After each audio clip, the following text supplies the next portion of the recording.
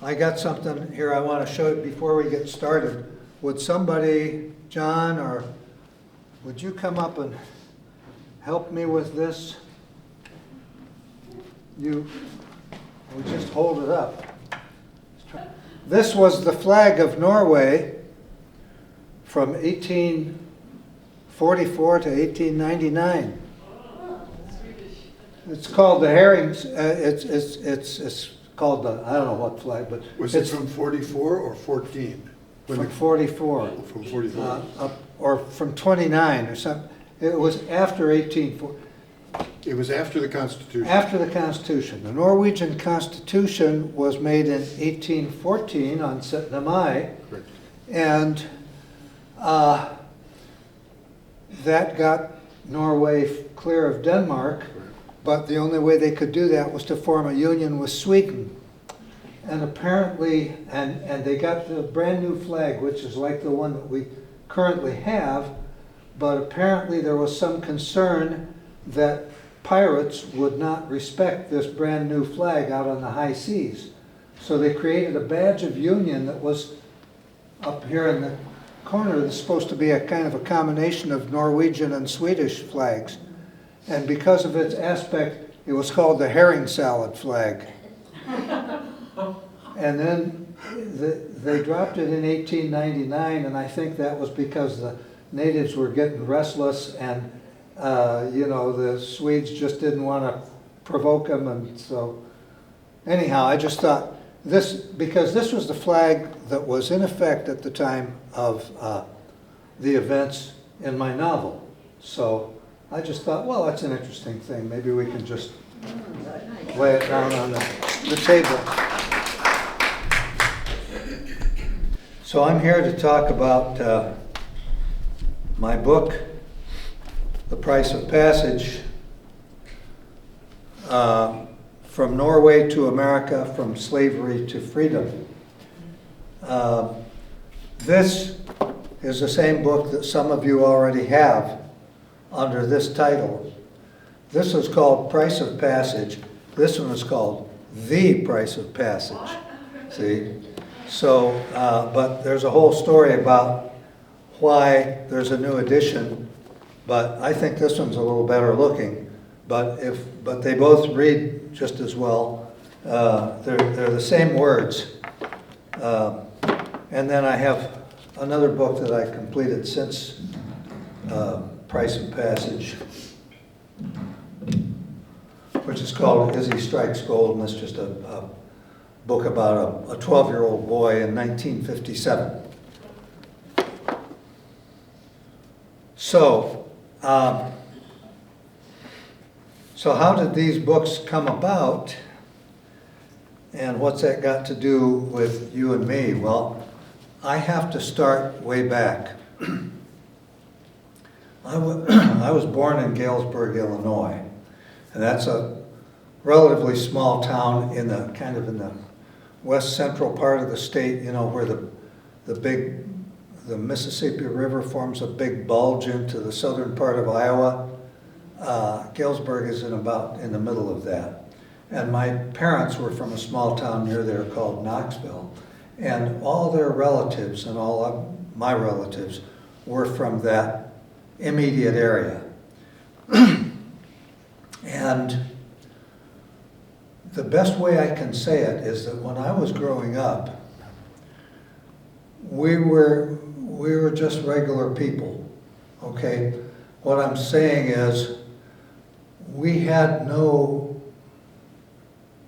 awareness of any particular ethnic identity, okay? So, for example, I have Norwegian ancestry, but I never knew it. My father's name was German, my mother's name was French, so we kind of assumed there was some German and French in the family, but nobody ever talked about that kind of thing. It never made any, we didn't eat a lot of sauerkraut or snails or anything. And the Norwegian part was never even mentioned. So not only was our Norwegianness was not celebrated it wasn't recognized. And in fact, it wasn't mentioned, okay? This is not because there was anything wrong with it, just nobody ever thought of it, apparently. In my family, people don't really talk to each other about anything very much. And parents don't pass things down to children. So that's kind of how it was. So we're just regular people and just flatlanders, you know. But we didn't even call ourselves flatlanders because we didn't know there were hills. So eventually I married a young lady, Joelle Nelson, from Chicago, and she was from a family that was quite conscious of their ethnic heritage. Especially on her mother's side, they were very Swedish and very proud of their Swedishness, and they ate all the Swedish foods and all that kind of stuff. And her father was more Norwegian, and he, just in self-defense, he flew the Norwegian flag in the family, you know. And so she grew up always very much aware of that. She was raised by her old Swedish grandmother who came over on the boat, you know. And she's got all sorts of wonderful Swedish stories. So anyhow, I married her, but as you can see, there's this disparity in ethnic national consciousness, which didn't cause any particular problems, but we wound up here in Madison, Wisconsin, which, as some of you may know, is a major center for Norwegianness. I mean, it's, you know, there's a lot of Norwegians around here. A lot of Norwegians came through here. And so I thought, well, gee, that's not, by that time somebody had mentioned to me that we had Norwegian ancestors. And I thought, well, that would be, you know, that would be good. So I came down to this lodge when we were still meeting up at the clubhouse on Winnebago Street.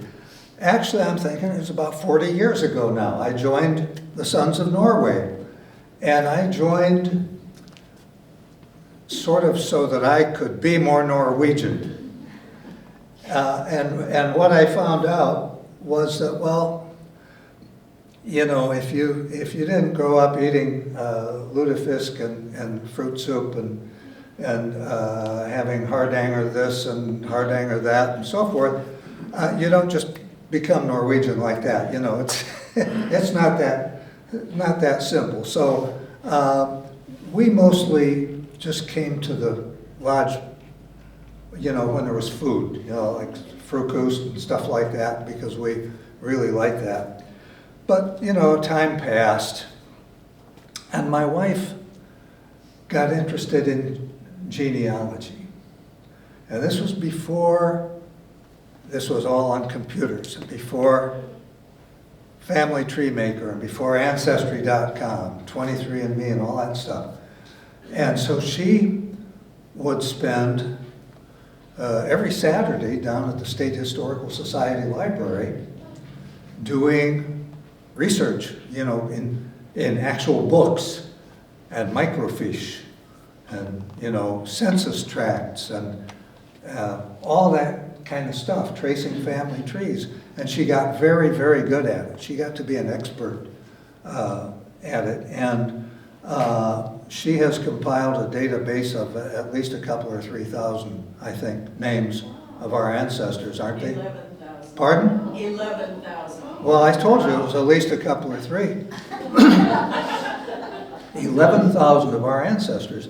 And she discovered some amazing things, such as, for example, the fact that I, and therefore my daughter and grandchildren, and my mother and my grandmother, and so forth, were descended from the Pilgrims. We're direct descendants of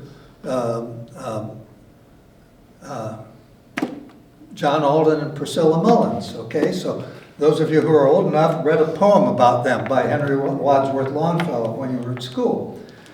So boy, that just kind of blew me away, and all the other members of my family were just equally blown away. They were stunned. Nobody knew, you know, you hear about people carrying this precious heritage of the Mayflower down with them.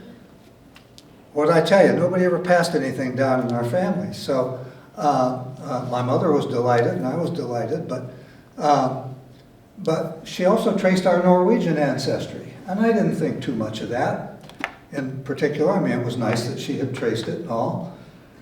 But time went by, and I retired from 24 years with the state of Wisconsin and fell into a very nice part-time job as a editor for a church magazine, not a Lutheran magazine, because we're not Lutherans, we're Congregationalists.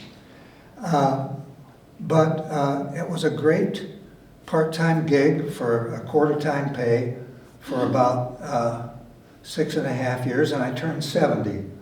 And I said to myself, Larry, you're not getting a great American novel written. And I realized that I needed to quit that retirement job and become a full-time writer. So what I didn't realize, but I soon caught on, that means you become a full-time literary lion. It's not just writing. You have to read other people's work, you have to comment, you have to go conferences, and it's a whole big Megillah of a deal. But, so I was gonna write, but I knew I wanted to write fiction, okay? I wanted to write novels. And I did, but I didn't know exactly. I wanted to write historical novels, and I thought this would have to do with my family somehow. And Joel said, look, the Sons of Norway have this badge, this cultural skills badge about genealogy. And we can earn that because I've done the work. It's all down there in black and white. But there's a requirement that you write something about one of your Norwegian ancestors. I said, why me? What's it? Because it's your ancestor, And also, anytime there's a writing job to be done, she turns it over to me because I'm the writer. So I said, well, don't you realize that I'm engaged in serious literary work here? But she kept after me. And I said, well, okay, I'll do it. It's just a matter of a short essay, a page or two, but what Norwegian ancestor? Well, she said, how about Anders Gunstensen, your great-great-grandfather? Okay, so she put this information about Anders in front of me. Now bear in mind, there was no information there were no letters, okay, there was no diary. We didn't have any old steamship trunks that anybody brought over, nothing like that. What she had was genealogical data, birth date, baptism, ship, sailing, that kind of thing. Land deeds and just bare bones. But I got to looking at it, and the first thing I noticed was that Anders, at the age of about 22, I think, something like that, on February 8th of 1853, got on a boat, a ship, the Brig Victoria, handsome ship, in Arendal Harbor, and sailed for 7 weeks and landed in the port of New Orleans. Well, that sort of got my attention because I thought, a Norwegian is supposed to go to New York, okay? Or maybe Quebec, perhaps. But Anders went to New Orleans. I thought, that's strange. Well, it turns out it wasn't so strange. New Orleans was the second largest port in the United States at the time. Maybe still is, I'm not sure. But about 10% of all Scandinavians who came to America came through New Orleans, and Anders was one of them. So, okay, well, he came to New Orleans. Well, what else did he? If you went to New Orleans, a convenient way to get to the rest of the country, in fact, about the only way, was to buy a ticket on a steamboat and go up the Mississippi River. You couldn't get on an interstate highway. You couldn't even, any kind of roads, carriage roads or anything like that were basically very difficult traveling. So, the Mississippi River leads right up the central part of the country. Well, that's fine. But Anders never made it to Wisconsin. Now, there's another, Norwegians are supposed to go to Wisconsin, right? And they all came to Wisconsin, and then they went to Minnesota and just kept going west. Well, Anders stopped in Illinois, but not in Norway, Illinois, okay, where the Illinois and Fox Rivers come together, and there was a large settlement of Norwegians. He never made it that far. He stopped in central Illinois, just above Springfield in Menard County. Well, it's interesting, and I'm not sure why he did that, but I did notice that, he arrived in Menard County in March of 1853, or early April of 1853, and in about June or July of 1855, he married a young woman named Johanna Marie Elizabeth Nybro, who was Norwegian, okay? Now, and they married in the United States. Well, that's great. And so that suggests that there was maybe a large Norwegian community for him to pick from among in Menard County, but that's not really true. There were not very many Norwegians at all.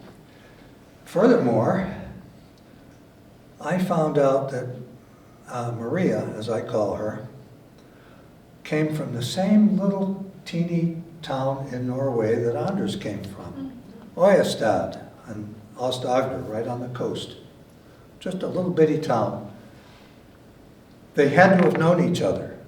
Okay, he was 6 years older than she was, but they had to have known each other back in the old country. It was that small a town. Everybody went to the same church. This church right here, still standing. Seventh-day Hardshell Baptist. No, it's Lutheran church. And they both got, confirmed there and all that stuff. So then you think, well, gee, did they decide, let's leave Norway separately at two different times on two different ships, go to the same small place in Illinois, wait for a year or two, and then get married? It just didn't seem like it. It seemed like they bumped into each other and said, well, hey, we know each other, let's get married,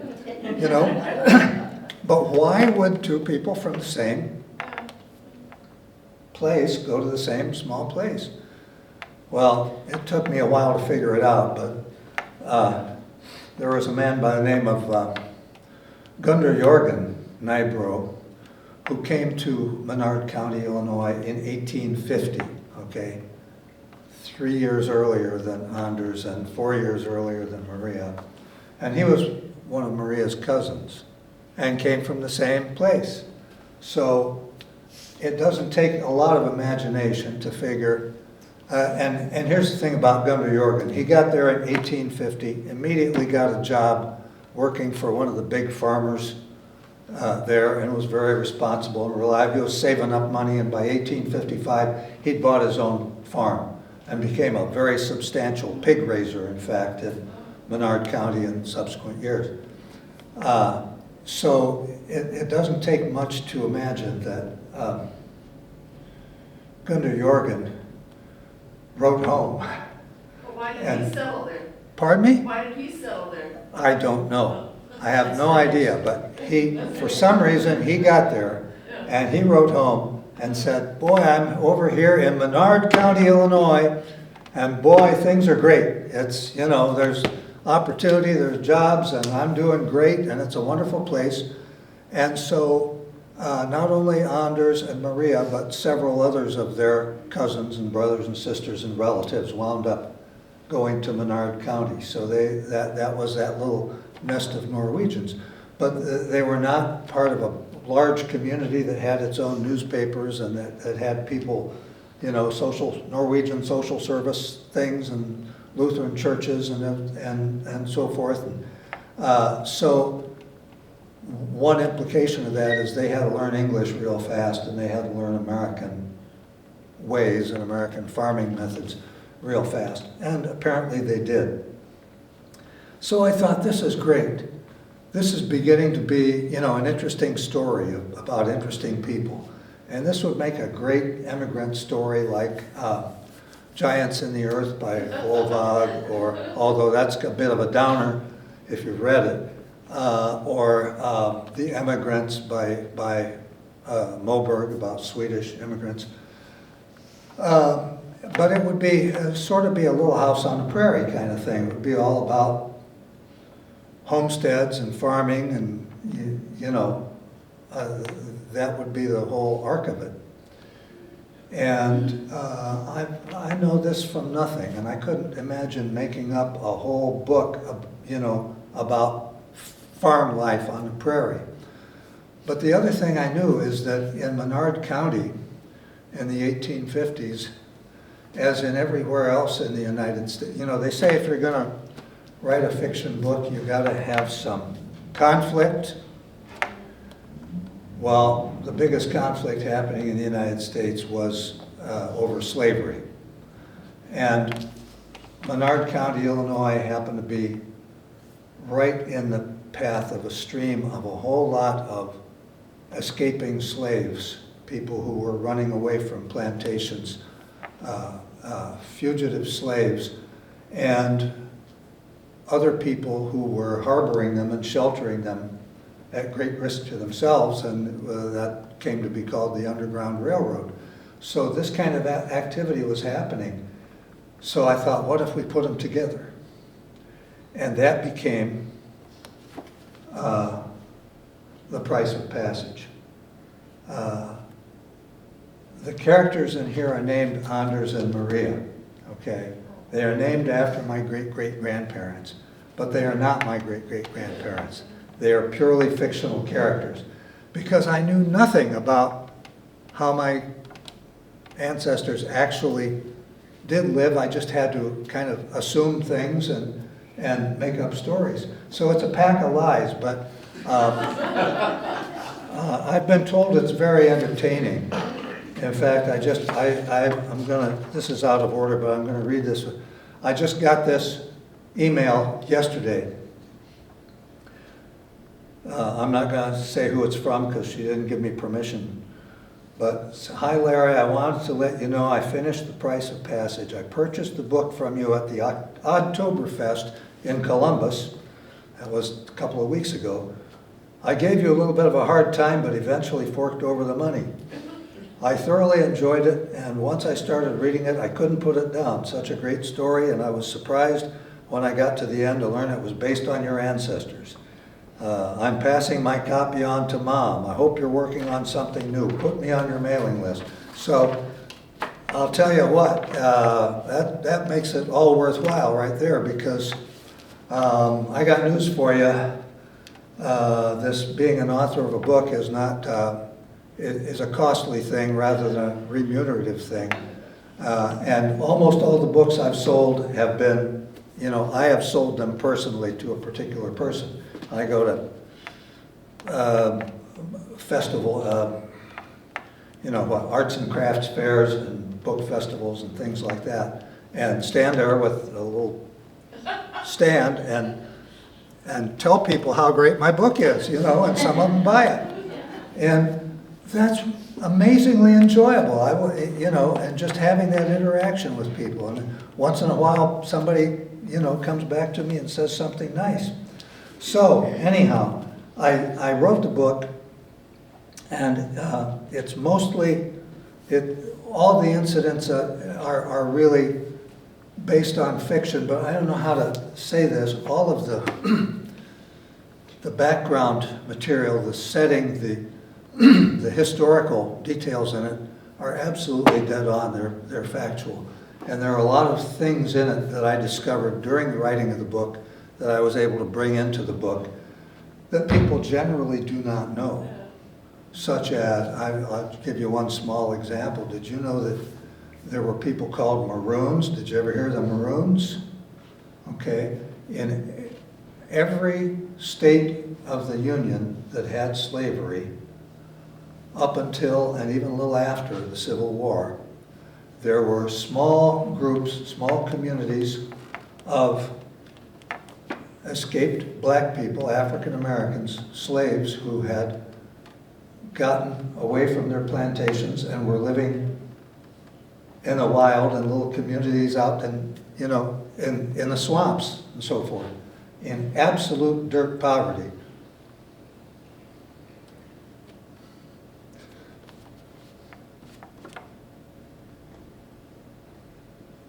But not in slavery. And there's some of that in here. And also, people talk about, this gets into, this runs from 1853 until 1863, so it gets into the Civil War. People are always talking about how difficult it was for African Americans to get into the Union Army, you know, and it took more than halfway through the war before they really got accepted. People generally are not aware that there were African Americans in the Union Navy from 1776 right on up through the Civil War. And, you know, that was a whole different feature, and that plays a part in this book as well. So anyhow, there are a lot of things that I found out that I thought were interesting that I put into the book, but apparently it did not slow down the story. All these details didn't slow down the story too much, because people who read it do tell me they have a hard time putting it down. But this isn't the book that was first published, okay? Everybody hangs a tale. This is the book that was first published. This one is called Price of Passage. This one is called The Price of Passage. It was really, really hard to write the stupid book in the first place, okay? And once I got it written, I was so proud of it. And I sent it off to various places trying to find a publisher, because I've never wanted to be self-published. A lot of people are these days, and there's nothing wrong with that, but I always felt I needed to have a publisher so I didn't have to do all that part of the work as well. And somebody offered me a contract, but it was such a poor contract, and it was such a, I mean, you couldn't even understand the contract. The different sections of the contract contradicted each other. And I wrote this to them. I said, well, could we change this a little bit and make it work a little better? And they wrote back and said, our way or the highway, take it or leave it. What are you, you're just some dumb writer, you know. So I decided I was not going to take that contract. And my wife said, you've been struggling all these years, you know, and you finally got a contract and you're not going to take it. Well, turns out I was right. I want that on record. But I was so discouraged. But I sent it to some other people, and they sent back, and here's an interesting thing about the author business. A couple of publishers sent back rejections that were not just standard forms, but that had a sentence or two of commentary, you know, why they rejected it. Well, one of them said, well, I thought it was going to be about slavery, and the slave narrative didn't develop too fast. Another one said, well, you know, the whole thing just doesn't feel quite big enough, is the way you put it. Oddly enough, those two little just strange communications made something go off in my head, and I suddenly saw exactly how poor my manuscript was and exactly what I needed to do to make it better. And exactly what I needed to do to make it better involved ripping the whole thing apart, rebuilding it from scratch, completely, gutting it and approaching it a different way. And it was about a year or two of work. And I put that on my weekly blog where I just put whatever comes into my head. And my friend Christine Desmet, and I said, this is just too much. I don't think I can do this. And my friend Christine Desmet said, of course you can do this. Do it. Which was very, very helpful.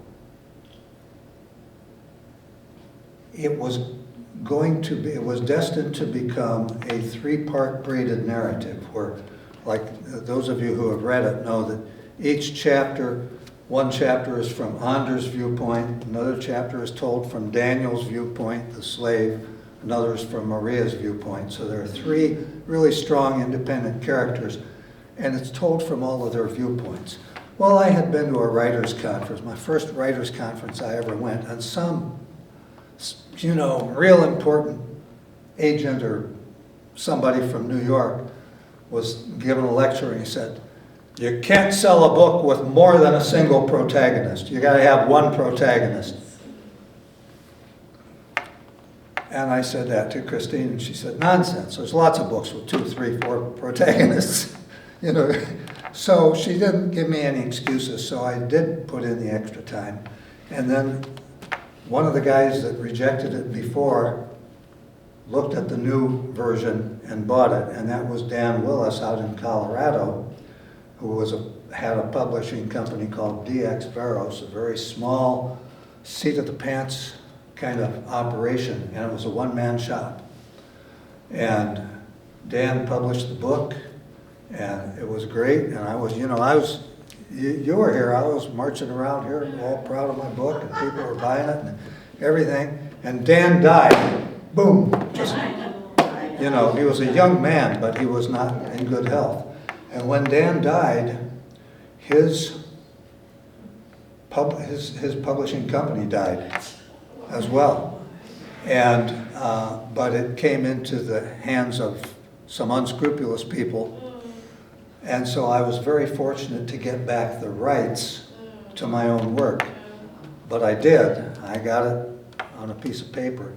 And a local a wonderful Wisconsin publisher called Kira Henschel runs her own. She's a one-man shop too, out of Milwaukee, but she's published hundreds of books.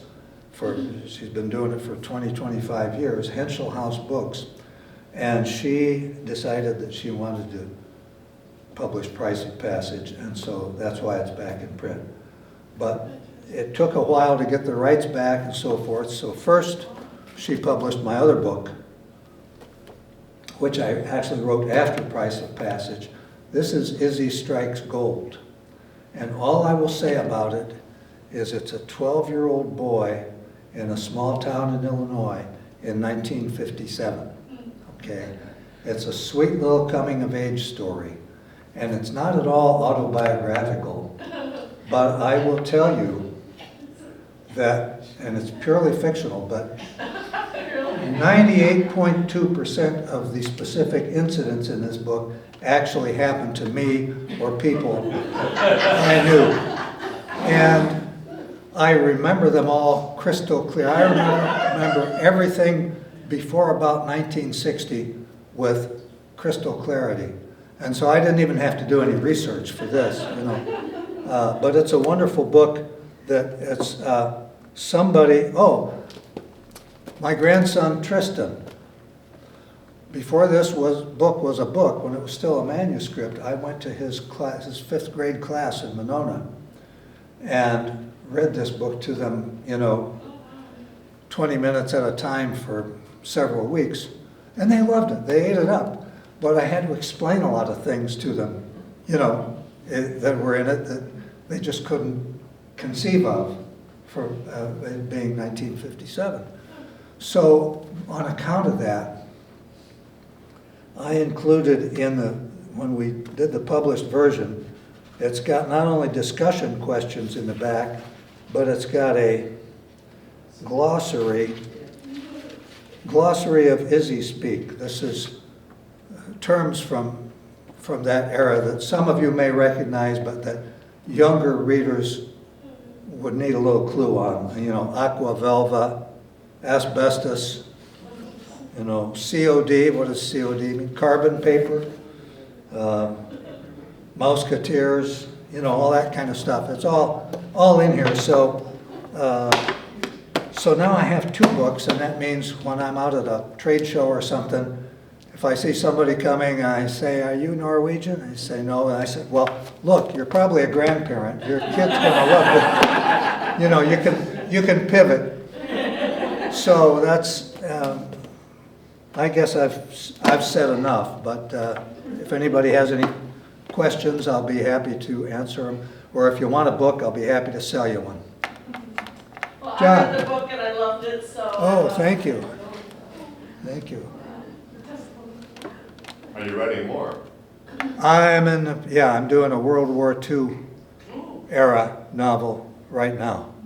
I'm about 3/4 of the way through the first draft, and I'm just getting into where the writing is getting really hard.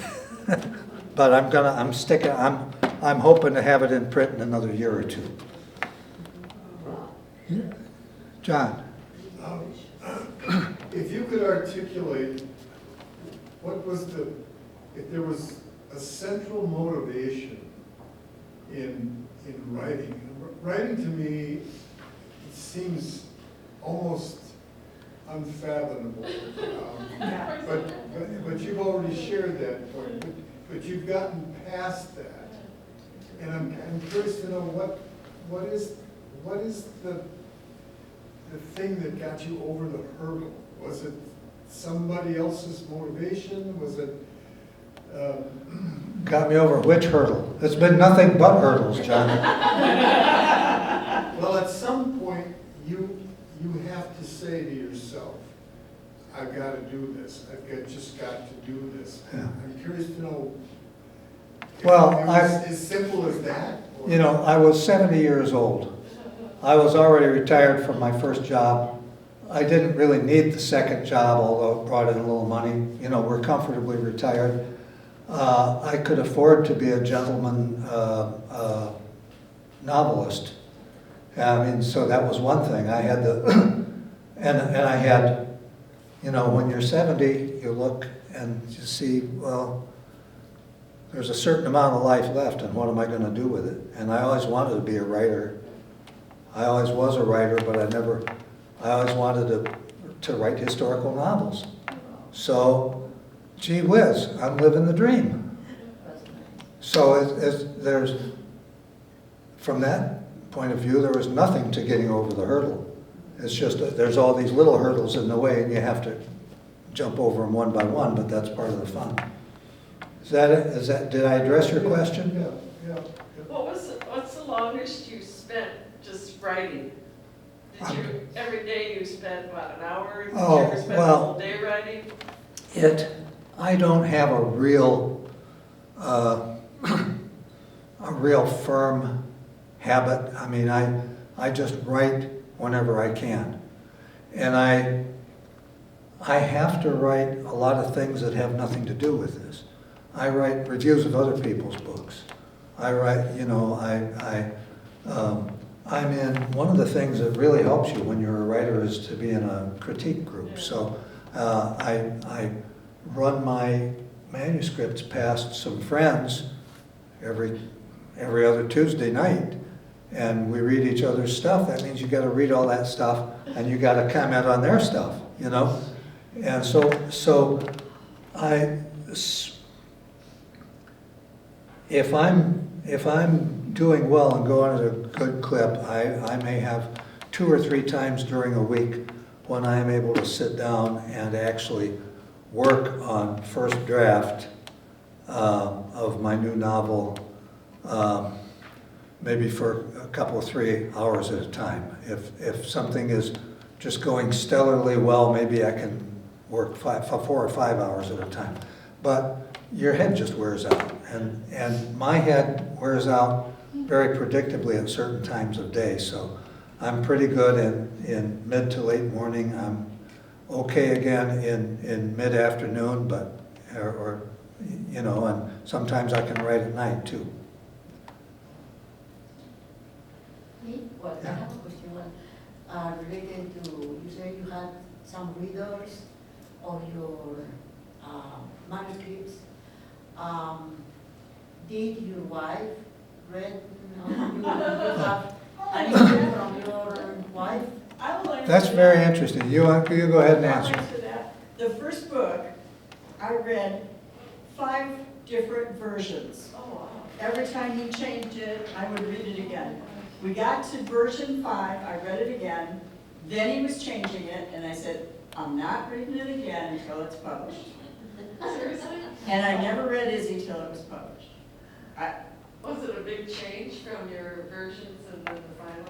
Not really, but most of the 5 were very, well, the first 2, he was telling you, he rewrote the whole thing. Yeah, wow. But after that, it was a little bit here, changed a little bit there, and I'm reading this whole book, and there's this few changes.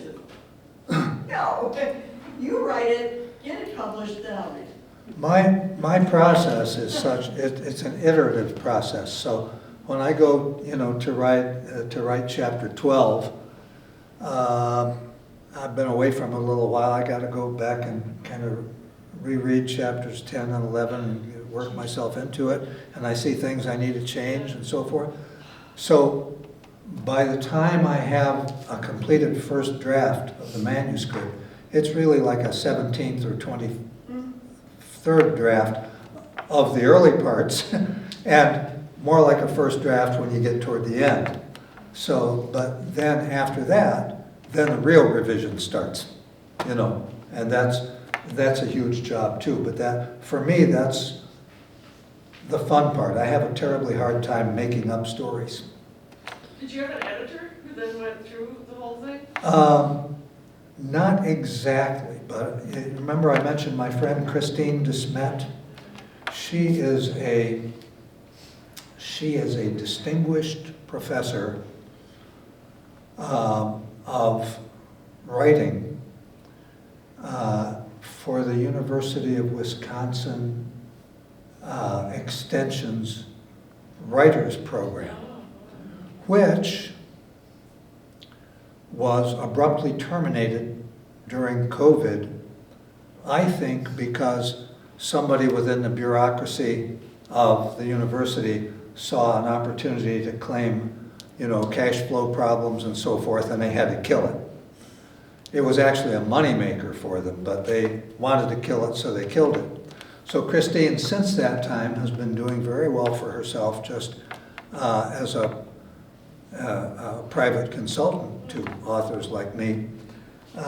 But she for years and years, I mean, she organized this huge Writers Institute every year that was held down on campus and so forth. She is a good writer on her own, but even more so, she is terrific as a book coach, and the largest part of that coaching job of hers, or the way that she approaches it, is really what we would call structural edits. Okay, so she doesn't mark with a blue pencil, you know, where I needed a comma or something like that. Fortunately, I'm real good at that stuff myself. But she will read it and let me know which parts are sagging and dragging, or what, you know, doesn't make sense. Couldn't this plot be straightened out a little better so it works a little better, that kind of stuff. And so she made, so this, when we published this, I told you that I had that one that had been rejected. And once I saw how to do it, and she told me I could do it, and I spent a couple of years, I improved that manuscript by like 500%, okay? Then I gave it to her, and she came back and consulted with me in very, you know, in a pretty intensive way. And her, you know, the changes that I made because of comments from her and things that she said and ideas that she had probably improved it another 500%. So that's why it's such a terrific book. And the only thing that's different about this one is that the cover is better and the type is easier to read, so, yeah. But yeah, that's the kind of editor that I need. I don't so much need the editor that corrects the commas and semicolons and straightens out the spellings and stuff, because I could be one of those myself if I didn't want to be a fiction writer.